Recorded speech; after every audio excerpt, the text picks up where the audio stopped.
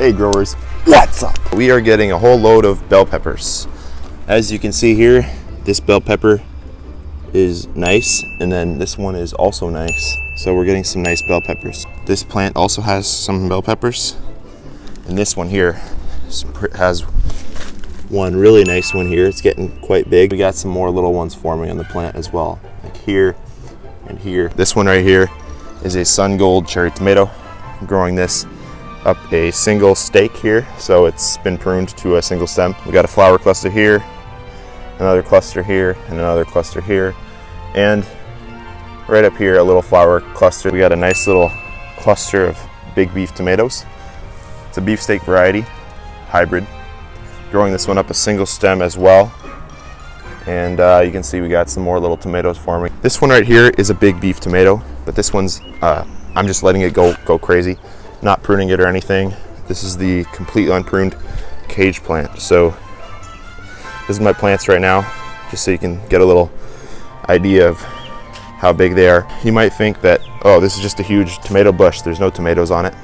Yeah, there's actually a few. And this plant right here is a hot paper lantern habanero. It's doing pretty well. We're getting some good pod settage on this plant. There's a bunch in there, it's kind of camouflaged because the plant's green. Overall, we're getting some nice fruit set. We got lots of little fruits and flowers coming on. This right here is a Carolina Reaper. It's one of the world's hottest peppers. And as you can see, it's pretty behind compared to this hot paper lantern habanero. But I found that the Reapers are just really slow growing compared to other types of peppers. So we should still get a good harvest from this guy. Over here, we got two sun gold plants. This one here is doing really well, as is this one right here. These are both single stem plants. As you can see, we're getting some nice clusters of sun gold cherry tomatoes. These are a really nice cherry tomato. They are really sweet and tasty. And if you're a first-time tomato grower, or you're a professional tomato grower and you've never grown this variety, definitely give it a shot. One thing I've noticed about these green plant ties is that they actually can cut into the plant if you're not careful. It was obviously too tight and it's not flexible. It's not even mid-July yet. We've got lots of fruits coming, so we should be good to go. And this right here is a radish. Now I don't know what variety this is because it came in a batch of cover crop seeds. Okay, so there we go. It's kind of dirty, but that's all right. I'm just gonna take a bite. Tastes like a radish. It's really bitter. Tastes like horseradish or something. It's like super spicy. That was nasty. This thing would go on my compost pile if I had one, but I don't. So it's not going anywhere. It's just gonna sit on the ground there until it rots. Rest in peace, radish that I did not enjoy eating. My blueberry cherry tomatoes are doing really well also. They're growing up this trellis right here. So as you can see, we're getting some fruit set on these guys, going up the plant. They form these kind of little clusters of maybe about 10 tomatoes. And these are kind of a cherry variety, so they're not really producing that much as of yet, but you can see we got a lot more to come. So I'm just single stemming them and training them up this trellis. And of course, now that I'm trying to make a YouTube video, the city is mowing the lawn in the middle of my court.